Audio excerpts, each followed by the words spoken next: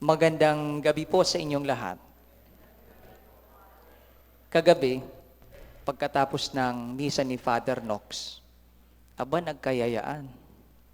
Exercise naman tayo. Ginawa namin, lumakad kami mula dito hanggang sa Binondo. So dumaan kami sa may SM Manila, underpass, tapos nung marating namin yung bridge na may ilaw, halatang sa mga insect, ito na yon, Binondo. Pawis na pawis kami. Mga 4 na kilometro yung lakad namin. Alam niyo yung bagsak namin pagkatapos ng lakan kainan naman. Kung yung exercise namin ay worth 4 kilometer, yung kain namin siguro kung kinonvert siya into lakad siguro worth 10 kilometers. Medyo lugi Pero anyway, nakapag-exercise, masaya. Anyway, alam nyo, isa sa mga basic need ng tao ay ang pagkain. Need nating lahat. Kung nasaan ang pagkain, nandun yung tao. Nandun tayo. Sa probinsya, kung saan may fiesta nako, yung ibang bayan, pupunta doon. Kasi may pagkain. Mayroong pagkain.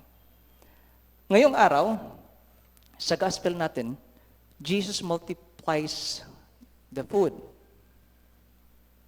Nagpakain ng maraming tao mula lang sa 5 barley loaves at saka 2 isda. Alam niyo nung panahon ni Jesus, ang tinapay po ay isang essential na basic na kailangan ng mga tao. Ang kumain po ng tinapay is equivalent po sa isang meal. Parang na siya, lunch, dinner, ganun. Basic food po siya. Yung mga mahihirap, ang kadalasan po ang kinakain ay tinapay na gawa sa barley. Bakit? Dahil yung barley na ingredient, it manages to survive heat as well as water shortage. Mas mainam pa sa wheat bread. Yung medyo mayroon, nagwi-wheat bread. Yung medyo mayroon. Well, yung gulay, common din naman. Pag nag-meat po kayo, karne, luxury na po yun. At sa tuwing kafiestahan lang po siya nag-a-appear madalas. Kinakain madalas. Yung isda, common, noong unang panahon. Sa 4 na Gospels, na may mention itong multiplication ng loaves na kung saan nagpakain si Jesus ng maraming tao. Pero dito sa Gospel natin today, mas detalyado siya. Kasi mention na barley, made of barley na tinapay. Well, question naman natin, ano kayang mensahe ng Panginoon? We all look for food.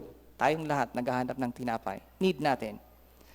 And with Him multiplying the loaves and the fish, simply, He is telling us that He can feed all of us. He can feed all of us. True enough, whenever we go to Mass, binubusog naman tayo ng Diyos sa pamamagitan ng Kanyang salita and through His blood and through His body. Hindi lang po siya nagbibigay ng pagkain. He made Himself pagkain. Ginawa niya yung sarili niya as a food. Well, tanong po, gutom po ba kayo? Gutom po ba tayo?